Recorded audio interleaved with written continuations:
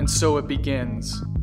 Billions of years ago, the universe came into existence.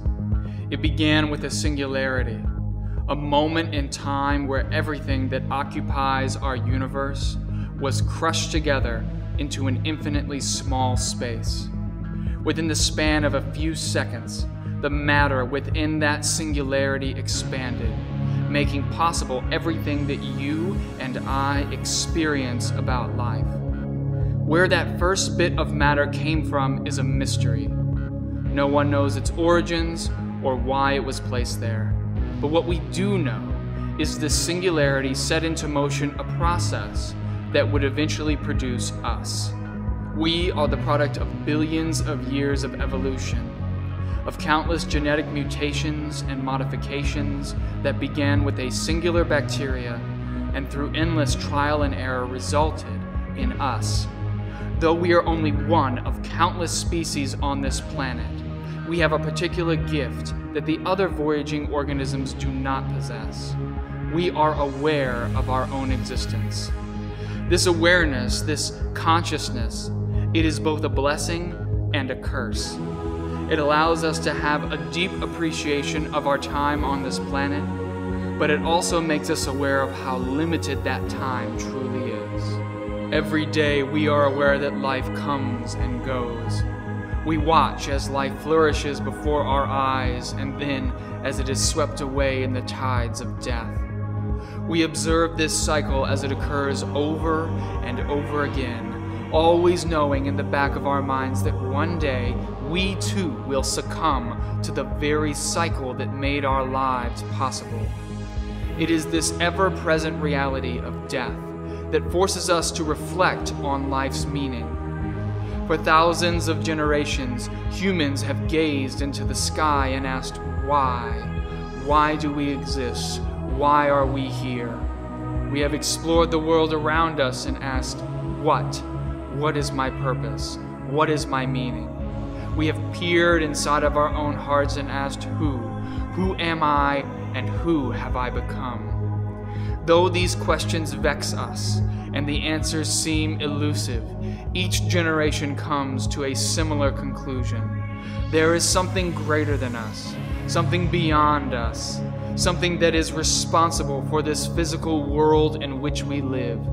And if we can connect with that force, with that being that exists within and beyond everything, then we will have found our way home.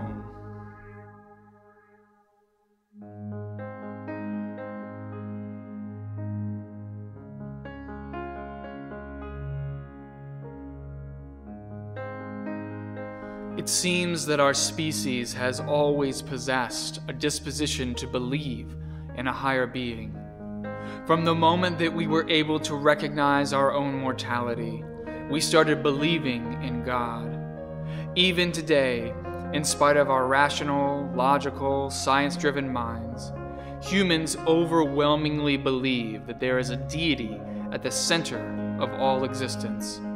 Humans have various ways of explaining who God is, but our way, the Christian way, goes back more than 2,000 years and centers around a man named Jesus of Nazareth. It is believed by those in the Christian faith that this man, this Jesus of Nazareth, did something that no living creature has ever done. It is believed that Jesus was able to overcome the natural cycle of life and death. It is believed that for a moment in time, the laws of the universe were suspended, and his body, which had been tossed into the grave, was brought back to life by God. This event, this moment in time, this singularity is called the resurrection, and it is the foundation that explains everything Christians believe about God. If God is the one who created the singularity, if God is the one who started the natural cycle of life and death within the universe, then it is the singularity of God bringing Jesus back from the dead that gives us hope that this cycle can be broken. All humans are aware that the force that brought them into the world is the same force that will remove them from it. But Christianity offers the hope that the cycle of life and death is not fixed, that there is a part of us that can rise from the ashes, a part of us that can never be destroyed, a part of us that can be resurrected. Many of us believe that the resurrection is an event that will happen sometime in the future. Indeed, Christians often speak of the resurrection as a promise from God that what happened to Jesus will happen to us. But what if the resurrection is not in the future? What if the resurrection is now? What if that part of us that can never be destroyed has the ability to bring you back to life now?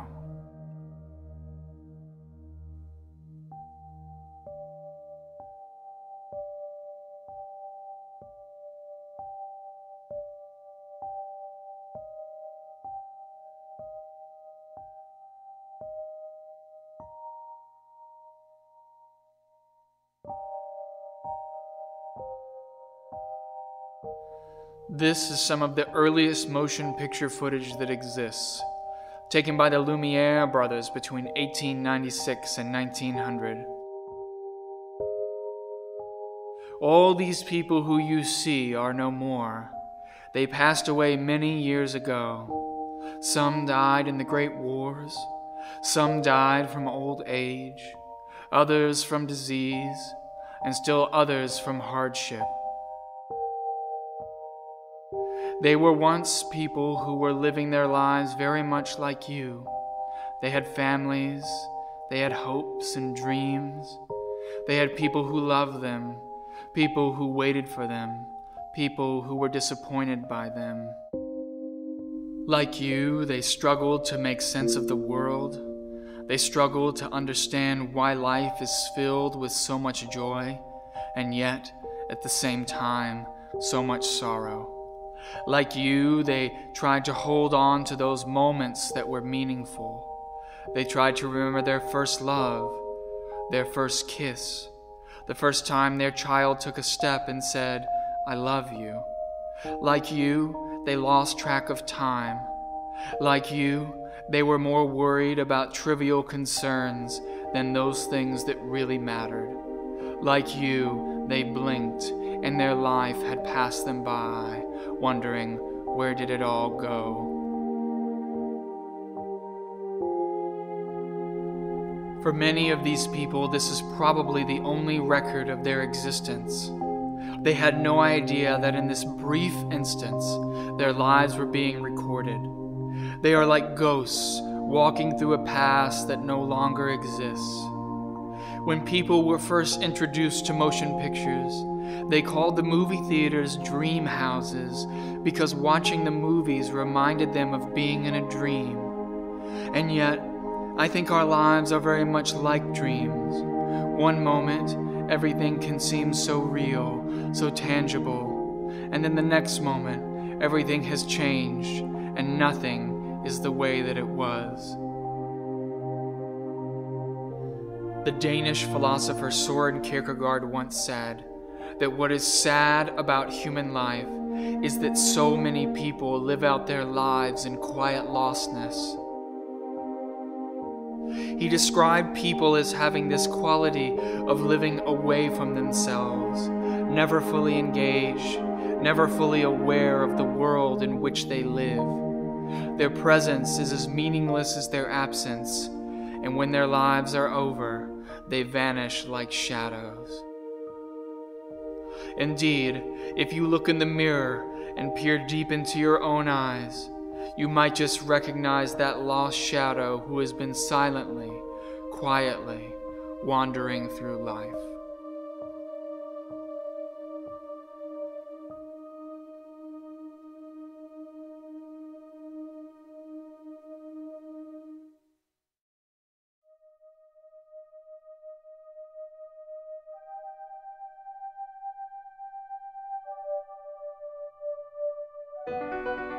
We are a people in need of resurrection.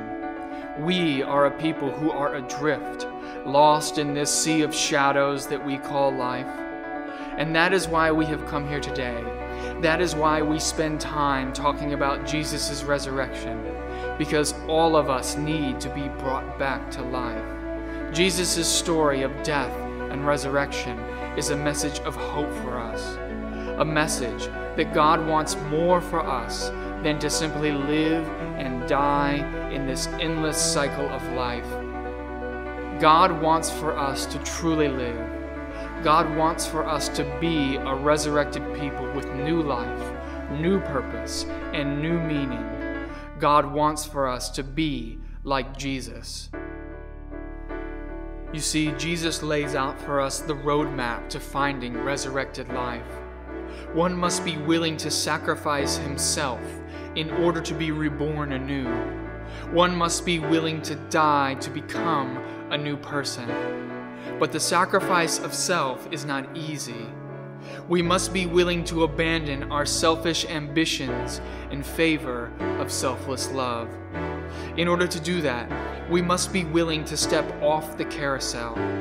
We must be willing to embrace the belief that there is more to life than what we see in front of us. We must be willing to allow God's love into our hearts so that we can truly live rather than only living to die.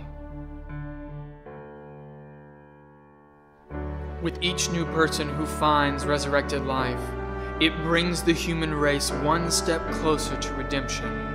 Over time, as more and more people step off the carousel to embrace selfless love, the vision of Jesus' world will become a reality. The hungry will find food, the sick will find healing, the lonely will find companionship, and the desperate will find hope. Together, we will slowly change the trajectory of our evolution. Each new generation will produce more and more people who are willing to embrace the resurrected life, until one day, all people will know the meaning of selfless love. The resurrected life is waiting for you. Are you ready to step off the carousel? Hear the voice of the bard, who present, past, and future sees, whose ears have heard the holy word that walked among the ancient trees, calling the lapsed soul and weeping in the evening dew, that might control the starry pole and fallen light renew. O earth, return, arise from out the dewy grass.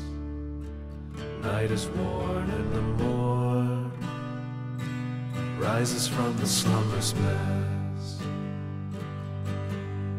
Turn away no more, why wilt thou turn away?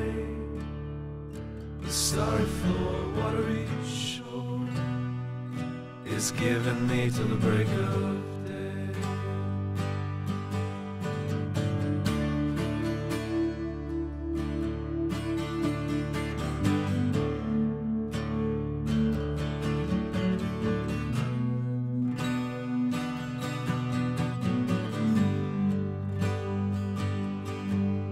Turn away no more, why wilt thou turn away?